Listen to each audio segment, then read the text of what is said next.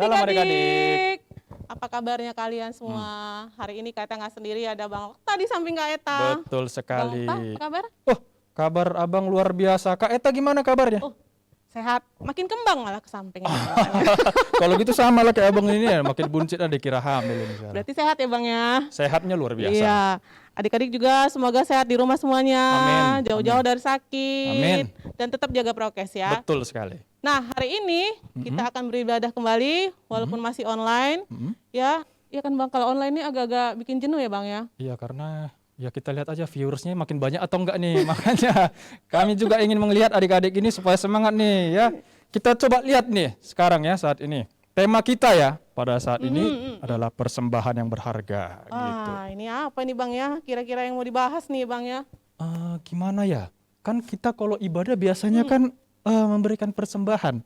Apakah persembahan yang kecil yang dilihat Tuhan? Apakah persembahan yang besar yang dilihat Tuhan? Tapi kita akan lihat nanti sebentar lagi ya. Iya. Terus kita ini bacaannya dari mana Bang? Dari Alkitabnya apa nih Bang? Yohanes 12 ayat 1 sampai 8. Wah. Jadi adik-adik, supaya kalian terjawab pertanyaannya, persembahan yang gimana sih yang mau dibahas hari ini, tetap pantengin terus nih ibadah kita. Betul. Oke? Tapi sebelumnya kita akan mengawali ibadah kita ini dengan pujian. Betul, pujian. Ya? Jadi siapkan suaranya, hati dan pikirannya, kita mau nyanyi bersama-sama. Yuk kita angkat pujian.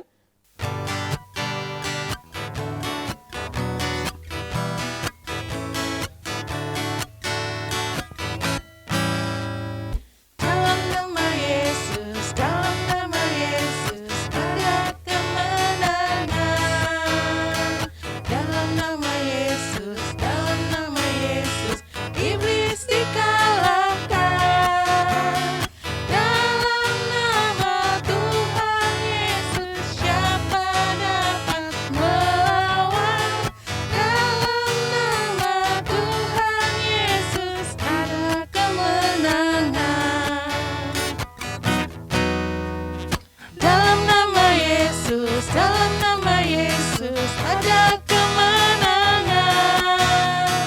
Dalam nama Yesus, iblis dikalahkan.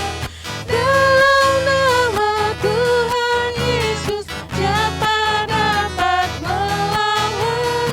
Dalam nama Tuhan Yesus, ada kemenangan. Adik-adik, tadi kita sudah menyanyi. Nah, kita akan sebentar lagi mau mendengarkan firman Tuhan. Jadi, lebih baik ya, kita akan mulai dengan yang namanya berdoa.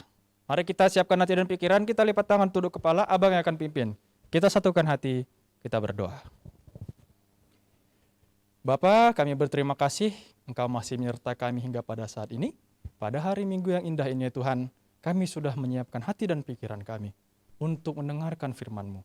Kami sudah bernyanyi dan mungkin kami akan melanjutkan kegiatan kami nanti ya Tuhan. Sebentar Tuhan, kami ingin mendengarkan firman-Mu. Berkatilah kami. Lihatlah kami agar kami bisa mengerti firman-Mu. Agar kami bisa setia hanya untuk melakukan firman-Mu saja.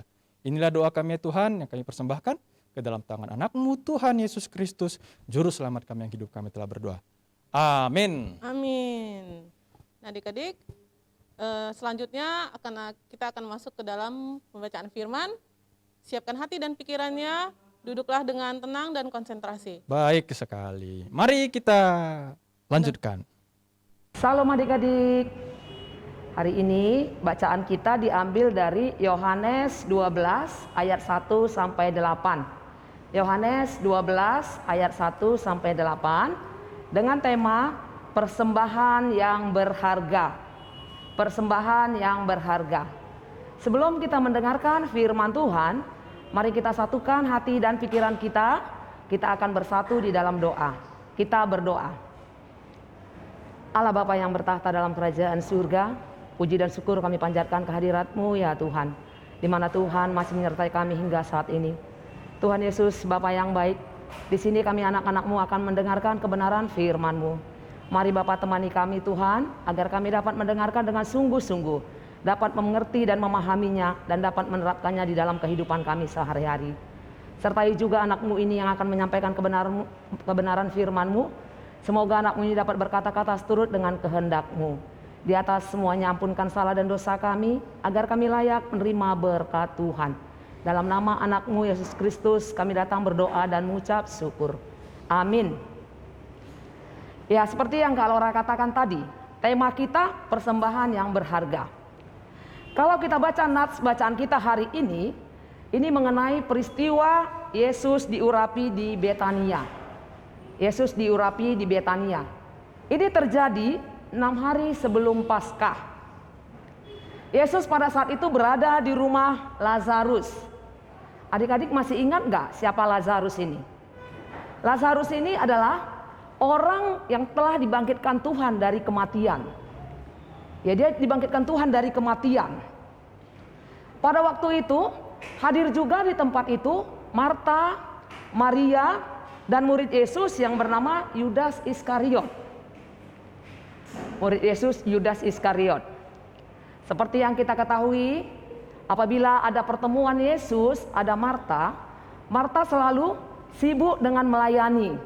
Sementara Maria dengan setia selalu duduk di kaki Yesus. Adik-adik tahu, pada saat Maria duduk di kaki Yesus, dia mengambil minyak narwastu dan meminyaki kaki Yesus. Dia mengambil setengah kati minyak narwastu dan meminyaki kaki Yesus. Lalu dia menyeka kaki Yesus dengan rambutnya. Ya, minyak narwastu ini adalah minyak yang paling harum dan paling mahal harganya. Setengah kati itu sama dengan 175 mili atau 1 botol minyak wangi pada saat ini. Kita sudah bisa bayangkan berapa harganya. Harganya sekitar 300 dinar. 300 dinar itu sama dengan upah buruh dalam 1 tahun. Wah, mahal benar ya adik-adik ya. Upah buruh dalam 1 tahun. Maria tuang di kaki Yesus, dia minyaki kaki Yesus, lalu dia seka dengan rambutnya.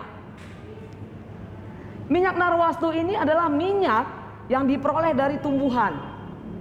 Ini tidak sembarang orang menyia-nyiakan itu, membuang minyak itu. Tapi Maria melakukannya. Malah setelah dia minyaki kaki Yesus, dia lap kaki Yesus dengan rambutnya. Kalau rambut itu pada wanita adalah mahkota yang paling berharga. Mahkota yang paling berharga. Ya, Maria meminyaki kaki Yesus lalu mengelap dengan rambutnya. Dengan mahkotanya yang paling berharga. Ya, dalam tradisi Yahudi, perempuan tidak boleh menunjukkan rambutnya di depan umum, menggeraikan rambutnya di depan umum. Jadi perempuan itu harus menutup kepalanya, menutup rambutnya, tidak boleh kelihatan. Dan apabila perempuan menguraikan rambutnya di depan umum, itu dia dianggap seorang pendosa. Seorang pendosa. Tapi Maria tidak peduli dengan tradisi ini.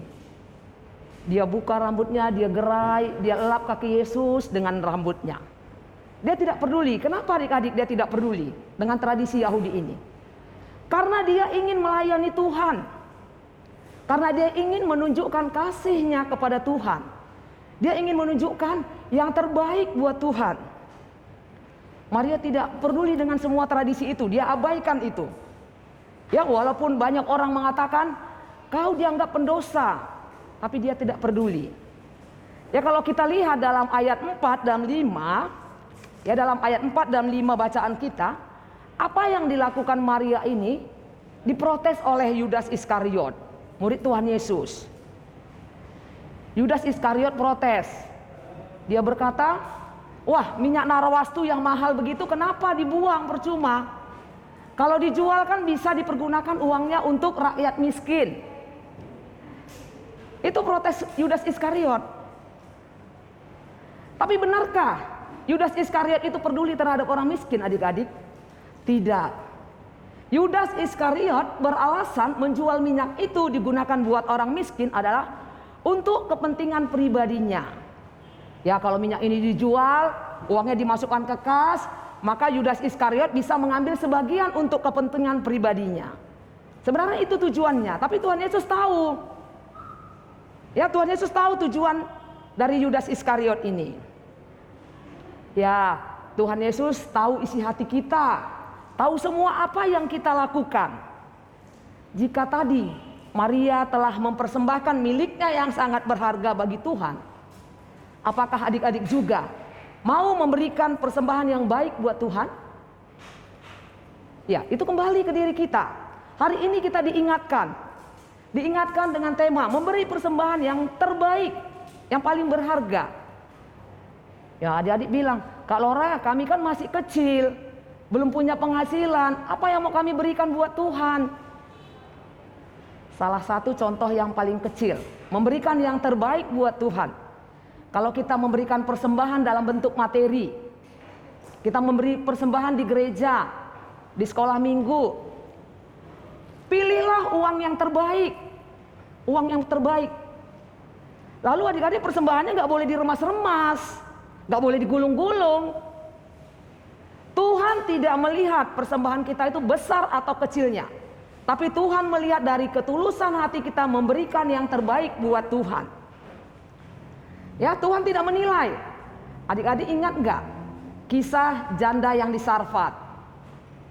Orang-orang memberikan banyak, memberikan dari kelebihan mereka, tapi janda tersebut memberikan apa yang ada padanya. Walaupun kecil, tapi Tuhan menerima persembahannya. Kenapa? Karena Tuhan melihat ketulusan hati janda ini. Begitu juga dengan kita, adik-adik. Tuhan tidak melihat besar kecilnya persembahan kita, tapi dari ketulusan hati kita ingin memberikan yang terbaik buat Tuhan. Persembahan itu adalah ucapan syukur kita atas berkat yang Tuhan berikan buat kita. Jadi tandanya kita mengucap syukur atas berkat yang Tuhan berikan, maka kita persembahkan. Apa berkat Tuhan buat kita, adik-adik? Kita dikasih kesehatan. Pagi-pagi kita bangun, matahari sudah ada. Kita mempunyai orang tua yang baik. Itu semua berkat dari Tuhan. Kesehatan yang kita miliki juga berkat dari Tuhan. Ya, jadi apa yang kita miliki, apa yang ada pada kita, itu adalah berkat dari Tuhan yang luar biasa. Jadi adik-adik, jangan katakan, Kak, aku belum punya uang, bagaimana aku mempersembahkan buat Tuhan?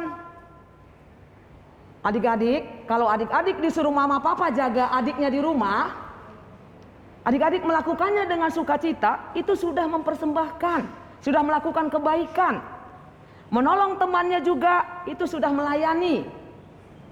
Jadi mempersembahkan itu bukan hanya dari materi, ya. Jadi adik-adik, kesimpulan firman Tuhan hari ini, yang pertama, berilah persembahan yang paling berharga dan dengan sukacita. Jadi memberi persembahan tidak boleh dengan bersungut-sungut, tidak boleh dengan keterpaksaan, tapi berilah dengan sukacita dan hati yang tulus. Yang kedua, persembahan bukan hanya dalam bentuk materi, tapi tubuh kita, talenta yang kita miliki, itu juga dapat kita gunakan menjadi persembahan yang berharga buat Tuhan. Jadi adik-adik, Kak Lora minta, kalau adik-adik ada yang pintar main piano, pintar main musik, ayo mari sama-sama kita melayani. Persembahkan apa yang ada padamu itu buat kemuliaan Tuhan. Jadi adik-adik, hari ini ada pertanyaan buat kita. Apakah sudah yang terbaik yang kita berikan buat Tuhan? Mari sama-sama kita melakukannya, sama-sama kita memberikan yang terbaik buat Tuhan. Dari berkat yang Tuhan berikan buat kita kembalikan buat Tuhan untuk melayani Tuhan. Amin. Mari kita bersatu di dalam doa. Puji dan syukur kami panjatkan kehadirat-Mu ya Tuhan, di mana Tuhan pada hari ini mengingatkan kami bahwa kami akan memberikan yang terbaik buat Tuhan. Ajar kami Tuhan, agar kami dapat melakukan yang terbaik buat Tuhan, melayani Tuhan dengan tulus, melayani Tuhan dengan sukacita, memberi persembahan buat Tuhan dengan sukacita dan tidak bersungut-sungut.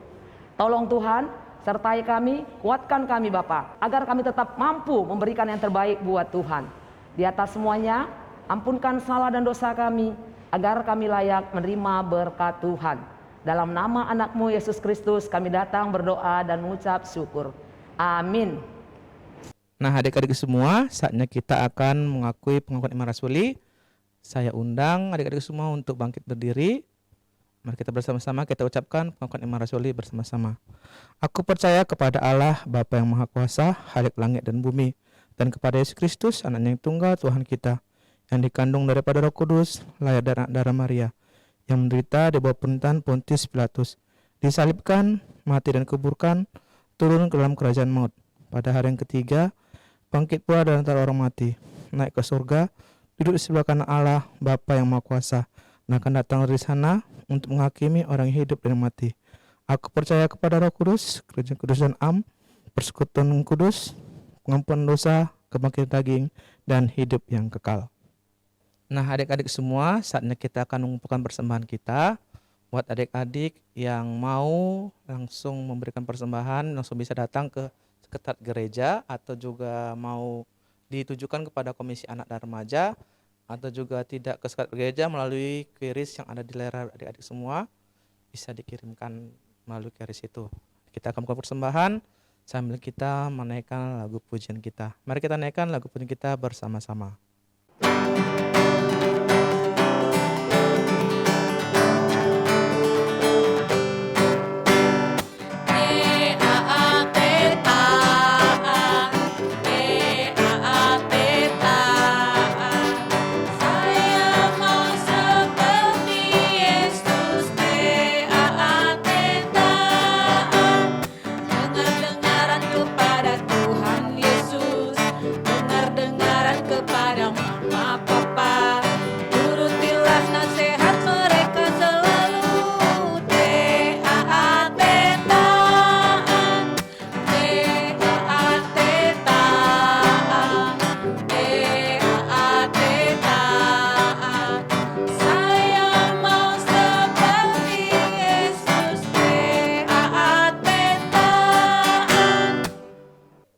Nah, adik-adik, tiba saatnya kita akan mengakhiri ibadah kita. Mari kita sama-sama akhiri ibadah kita. Kita bersatu dalam doa. Ya Bapa, dalam Tuhan Yesus Kristus, terima kasih Bapa karena anugerah dan kasih-Mu yang begitu luar biasa kepada kami. Kami di sini anak-anak-Mu, telah Engkau ajari kami. Kami juga telah memahami akan firman yang baru kami dengar. Dan juga Bapa, firman-Mu dapat kami pahami, kami mengerti, diaplikasikan dalam kehidupan kami hari lepas hari. Terima kasih juga Bapak buat kesempatan yang Kau berikan, karena kami sudah baru mengumpulkan persembahan kami. Nah, persembahan itu dapat dipakai untuk memperoleh kerajaan-Mu. Ini kami Bapa, kami hanya mau berserahnya kepada setiap kehidupan kami dalam tangan pengasihan-Mu saja. Terima kasih Bapa. Kami juga akan menyempurnakan doa kami dengan mengucapkan doa kami. Mari kita ucapkan secara bersama-sama. Bapa kami yang di surga, dikuduskanlah nama-Mu, datanglah kerajaan-Mu. Jadilah kehendak-Mu di bumi seperti di surga. Berikanlah kami pada hari ini makanan kami secukupnya. Dan ampunilah kami akan kesalahan kami, seperti kami juga mengampuni orang yang bersalah pada kami. Dan janganlah bawa kami dalam pencobaan, tapi lepaslah kami pada yang jahat. Karena Engkau yang punya kerajaan, dan kuasa, dan kemuliaan sampai selama-lamanya. Amin. Mari kita menyanyikan Bapa terima kasih. Bapa terima kasih. Bapa terima kasih. Bapa di dalam surga, ku berterima kasih. Amin. Salam selamat hari Minggu buat adik semua. Tetap jaga kesehatan dan tetap jaga prokes. Tuhan Yesus memberkati. Selamat hari Minggu.